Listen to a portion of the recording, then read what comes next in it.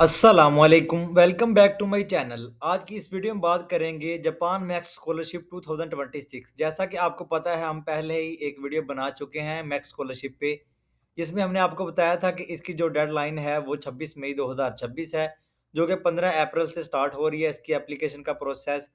तो इसमें हम बताएँगे आपको आपने अप्लाई किस तरह करना है, आप किस तरह एम्बेसी ट्रैक और यूनिवर्सिटी ट्रैक के थ्रू अप्लाई कर सकते हैं। इसमें ना तो आइट्स है, ना ही इसमें एप्लीकेशन फ़ी है और इसकी जो डेडलाइन है 26 मई 2026 है। उससे पहले-पहले आप अपने आप को इधर एनरोल कर सकते हैं। इसमें आप मास्टर, बैचलर और पीएचडी के लिए अप्लाई कर सकते हैं। इसमें अगर आपके 85% मार्क्स हैं एफएससी में या बैचलर में, ठीक है, तो उसके लिए आप जो है इसमें अपनी एप्लीकेशन जो है वो दे सकते हैं। वीडियो को स्टार्ट करने से पहले आपसे छोटी-सी रिक्वेस्ट है, अगर आप हमारे चैनल पे नए हैं तो हमारे चैनल को सब्सक्राइब कर दें। मज़ीद बरआं अगर आप कंप्लीट प्रोसेस हमारे थ्रू करवाना चाहते हैं, तो डिस्क्रिप्शन में हमारा व्हाट्सएप नंबर ऐड है, आप कंप्लीट प्रोसेस हमारे थ्रू भी करवा सकते हैं। अगर आपके professional document, CV, motivation letter या रिसर्च प्लान वगैरह बनवाना चाहते हैं, तो उसके लिए भी आप हमारी टीम से कॉन्टैक्ट कर सकते हैं। बायो में हमारे व्हाट्सएप चैनल का लिंक ऐड है, आप इसको ज्वाइन करके मज़ीद आने वाली स्कॉलरशिप्स की वीडियो से अपडेट रह सकते हैं। चलते हैं अपने मेन पॉइंट पे। जी, आपके पास आ रही है website embassy of Japan Pakistan, तो इसमें जाके आपने जो है इसका लिंक आपको डिस्क्रिप्शन में मिल जाएगा। इन दोनों वेबसाइट्स का और जो आगे नेक्स्ट डॉक्यूमेंट्स हैं उन तमाम का लिंक हम आपको डिस्क्रिप्शन में दे देंगे। आपने किस तरह जो है उनको ओपन करके और किस तरह आपने ईमेल के ज़रिए अपने जो डॉक्यूमेंट्स हैं तमाम अटैच करके वो आपने जो है एम्बेसी में भेजने हैं। एम्बेसी ट्रैक की सबसे पहले आपने इस तरह एम्बेसी ऑफ जापान इन पाकिस्तान की वेबसाइट पे आ जाना है, ठीक है? तो इधर आपके पास आ रहा है एजुकेशन, आपने एजुकेशन पे क्लिक करना है तो आपके पास जो है कुछ इस तरह का इंटरफेस शो हो जाएगा। तो इधर आपके पास आ रहा है, ठीक है, मास्टर्स पीएचडी के लिए, बैचलर के लिए और इसी तरह जो है नीचे आपके पास सर्टिफिकेट डिग्री है। इधर आपके पास आ रहा है मैक्स रिसर्च स्कॉलरशिप, तो इधर आपके पास नाउ ओपन लिखा आ रहा है। इसी तरह मैक्स अंडर ग्रेजुएट स्कॉलरशिप, तो इसमें भी आपके पास ओपन लिखा आ रहा है, ठीक है। तो सबसे पहले हम बात कर लेते हैं इसकी रिसर्च स्कॉलरशिप की, ठीक है। तो जब आप मैक्स रिसर्च स्कॉलरशिप पे क्लिक करोगे तो आपके पास जो है कुछ इस तरह का इंटरफेस शो हो जाएगा। Japanese government Max Research Scholarship application for Max Research Scholarship for 2027 are now open। तो इधर उन्होंने आपको डेडलाइन मेंशन कर दी है क्लियरली, आप जो है इधर से खुद भी देख सकते हैं। नीचे आपके पास आ रहे हैं कुछ डॉक्यूमेंट जो आपने साथ अटैच करने हैं, ठीक है। The following documents in given order should be submitted before the deadline. तो सबसे पहले आपके पास आ रहा है मार्कशीट फॉर्म। जब आप इस पे क्लिक करोगे तो आपके पास जो है जो इंटरफेस शो होगा वो हम आपको दिखा देते हैं। जो आपके पास मार्कशीट फॉर्म ओपन होगा जी, तो आप देख सकते हैं ये आपके पास आ जाता है रिसर्च स्कॉलरशिप 2027 मार्कशीट डिटेल। सबसे पहले आपने अपना इधर नेम लिखना है, अपनी फील्ड ऑफ स्टडी लिखना है और अपना रिसर्च टॉपिक लिखना है, ठीक है। नीचे आपने अपनी तमाम प्रीवियस एजुकेशन जो है वो आपने इधर बता देनी है, अपनी एमफिल की, मास्टर की, बैचलर की, इंटरमीडिएट की, मैट्रिक की, ठीक है। आपको बता भी दिया है candidate must have obtained at least 80% marks in east last degree, ठीक है। तो मतलब आपके अगर 80% 85% मार्क्स हैं तो आप इस स्कॉलरशिप में अप्लाई करें, वरना आपको हम सिंसियरली कह रहे हैं आप इस स्कॉलरशिप में अप्लाई ना करें। अगर आपके 85% या 80% मार्क्स नहीं है तो आपका इस स्कॉलरशिप में अप्लाई करने का कोई फ़ायदा नहीं है। ये आपके पास आ रहा है एप्लीकेशन फॉर्म, अब आपने एप्लीकेशन फॉर्म पे क्लिक करना है तो आपके पास जो है इस तरह का इंटरफेस शो हो जाएगा। ये आपके पास आ जाता है एप्लीकेशन फॉर्म, ठीक है, आप इसको देख सकते हैं।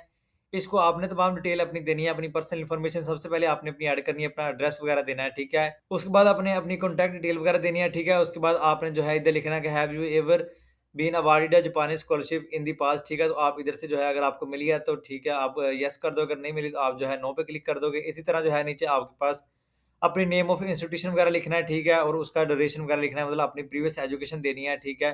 तो ये है आपके पास एप्लीकेशन फॉर्म, ठीक है, इसको आपने जो है पुट कर देना है। इधर आपके पास आ रहा है field of specialisation studied in the past, ठीक है, तो इसमें आपने अपनी तमाम चीज़ें जो है पुट कर देनी है।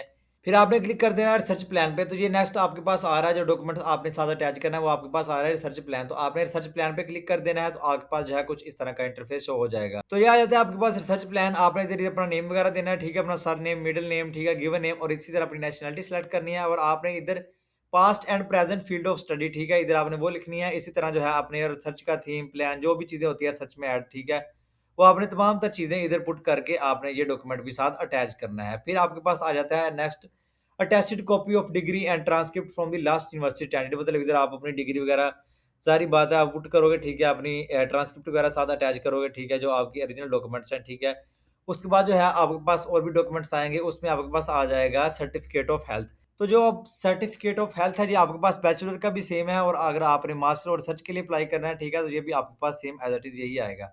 तो ये आप अपने किसी भी जो है आपका डीएचपी या टीएचपी हॉस्पिटल आप वहाँ से जाके अपने एमएस के साइन वगैरह करवा के, अपने टेस्ट वगैरह करवा के, तो जो है ये भी आप साथ अटैच करोगे। तो ये अब आपके पास आ जाएगा प्लेसमेंट फॉर्म। अब प्लेसमेंट फॉर्म में क्या चीज़ें आपने पुट करनी है, सबसे पहले आपने अपनी जो है नेम वगैरह देना है, ठीक है, अपनी नेशनैलिटी डीओ भी सिलेक्ट कर लेनी है, ठीक है। इसी तरह जो है अपनी प्रेफ़रेंस देनी है, ठीक है, यूनिवर्सिटीज़ को। इसमें आप as a it is 3 universities को एट अ टाइम सेलेक्ट कर सकते हैं, ठीक है। अपने स्कूल का नेम भी बताओगे, यूनिवर्सिटी का नेम भी बताओगे और आपका जो एडवाइज़र है, जो आपका सुपरवाइज़र है, ठीक है, उसका नेम भी आपने साथ अटैच करना है। तो इधर जो है वो आप आई एग्री पे क्लिक करके तो ये फॉर्म भी आपने साथ अटैच करके तो आपने जो है एम्बेसी को भेजना है। ये डॉक्यूमेंट्स हैं जो आपने तमाम के तमाम, ठीक है, तो अटैच करके आपने एम्बेसी में भेजने हैं। अब एम्बेसी में आपने कैसे भेजना है, जब आप नीचे लास्ट पे जाओगे तो ये आपके पास आ रहा है। तमाम चीज़ें उन्होंने इधर आपको जो है वो पुट अप करके इधर एड्रेस वगैरह बता दी है एम्बेसी का, जहाँ आपने अपनी ये तमाम डॉक्यूमेंट्स भेजने हैं, ठीक है। आप इधर देख सकते हैं, उन्होंने इधर आपको क्लियरली तमाम चीज़ें, ये एड्रेस वगैरह बता दिया। आपने तमाम डॉक्यूमेंट्स आपने इधर से भेजने हैं, ठीक है। अगर आप पंजाब वगैरह से अप्लाई कर रहे हो तो आप जो है इस्लामाबाद एम्बेसी में इसके तमाम डॉक्यूमेंट्स भेजोगे। अगर आप जो सिंध वगैरह से अप्लाई कर रहे हो, ठीक है, तो आप जो है कॉन्सुलेट जनरल है जो इनका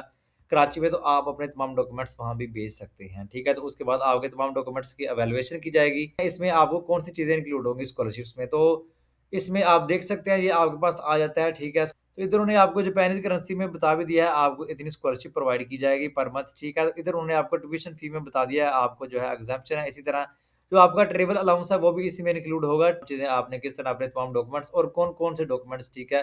ख़ास तौर पे आप देख सकते हैं ये आपके पास एप्लीकेशन फ़ॉर्म है, ठीक है, ये आपके पास सर्च प्लान है, ये आपके पास सर्टिफिकेट ऑफ हेल्थ है और ये आपके पास जो है प्लेसमेंट फ़ॉर्म है, ठीक है। यही तमाम डॉक्यूमेंट्स ऑलमोस्ट बैचलर के हैं, बस उसमें जो है वो आपके पास रिसर्च का जो है वो नहीं आएगा, ठीक है। तो प्रोसेस सेम है, आपने सेम डॉक्यूमेंट्स तमाम जो है वो आपने एम्बेसी को भेज देने हैं, ये अपने तमाम डॉक्यूमेंट्स अपने साथ अटैच करके। अगर आपको किसी चीज़ की फिर भी समझ ना आए तो आप हमसे कॉन्टैक्ट कर सकते हैं।